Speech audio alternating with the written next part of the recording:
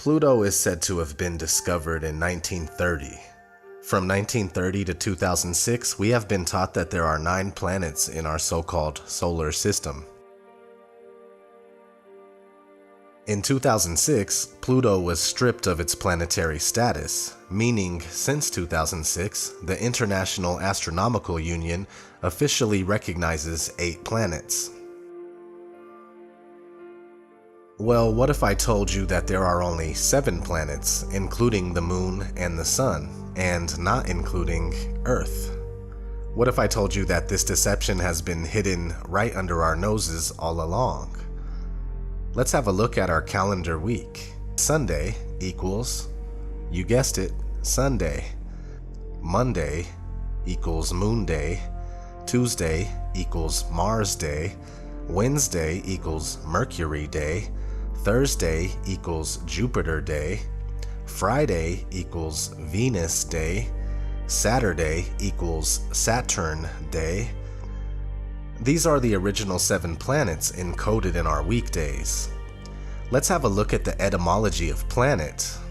It tells you how basically the planets are wandering stars, and if you look down here on the bottom, it says, so called because they have apparent motion, unlike the fixed stars. Originally included also the Moon and Sun. The ancient Greeks considered the planets to be wandering stars. Their chart has Earth, which wasn't considered a planet, in the center, with the 7 planets circuiting around it in the following order: Moon, Mercury, Venus, Sun, Mars, Jupiter, and then Saturn in the outermost ring. If you look 1 ring past Saturn, you'll see the firmament, also known as the crystalline heaven, which contains all the stars. Here's an Egyptian system with the same 7 planets going around Earth. In Aleister Crowley's book, 777, he repeatedly wrote about the 7 planets, including the Sun and Moon, constantly connecting them with 7 alchemical metals and 7 days of the week. If you look at the Sefer Yetzirah, the Book of Creation, which is the oldest known Kabbalistic text, it has tons of references to 7. Kinda like the Bible, some parts of the Bible anyway. 7 archangels, 7 seals, and if you look at chapter 4, verse 7, it says, 7 planets in the universe: Saturn, Jupiter, Mars, Sun, Venus, Mercury, Moon. 7 days in the year, the 7 days of the week, 7 gates in the souls, male and female, 2 eyes, 2 ears, 2 nostrils, and a mouth.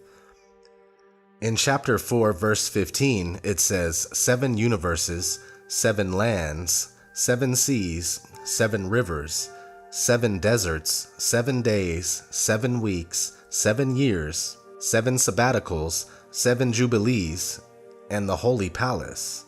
Therefore he made 7s, beloved under all the heavens.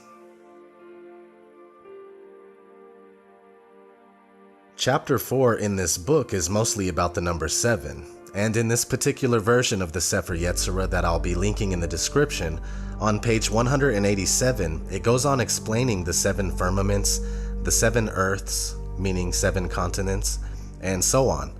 I found that interesting. 33rd degree Freemason Manly P. Hall wrote quite a bit about the 7 planets in his most famous book entitled The Secret Teachings of All Ages. I'll read you a couple things.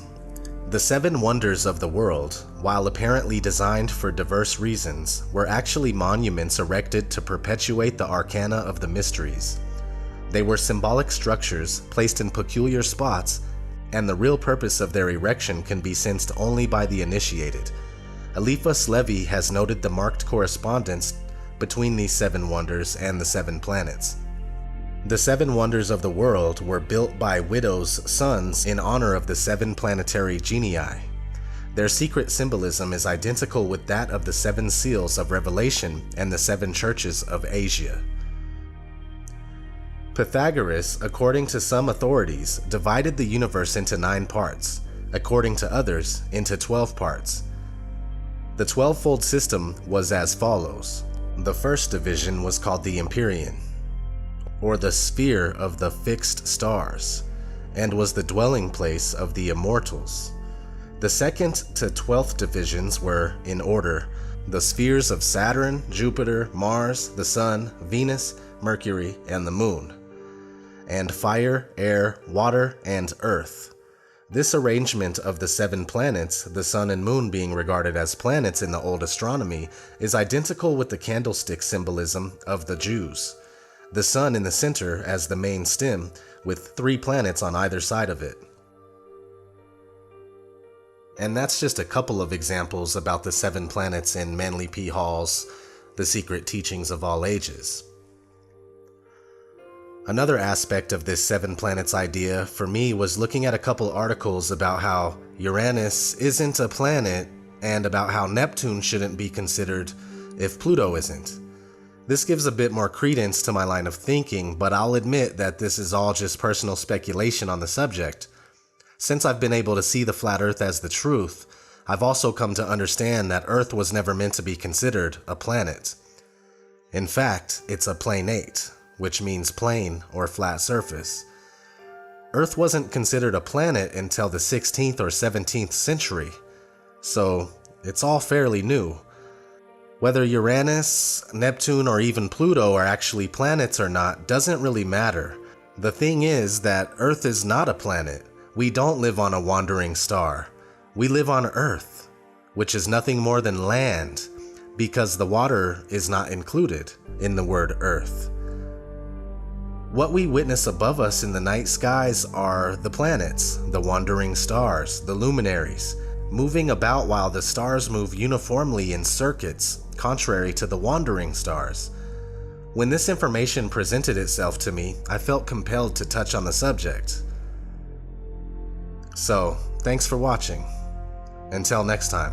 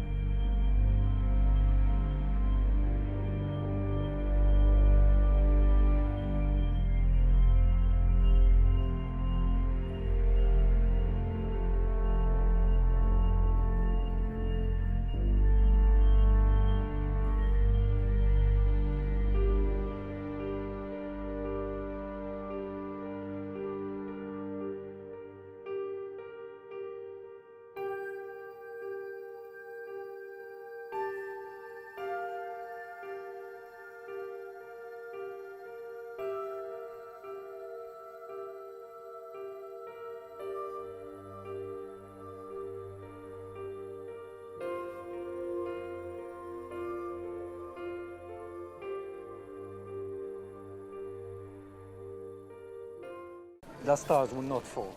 Oh, really? No, because they're fixed to the lid of the chest. The lid will open in 2 halves and then Jesus will appear. What chest are you talking about? Don't you know that the universe is a gigantic chest?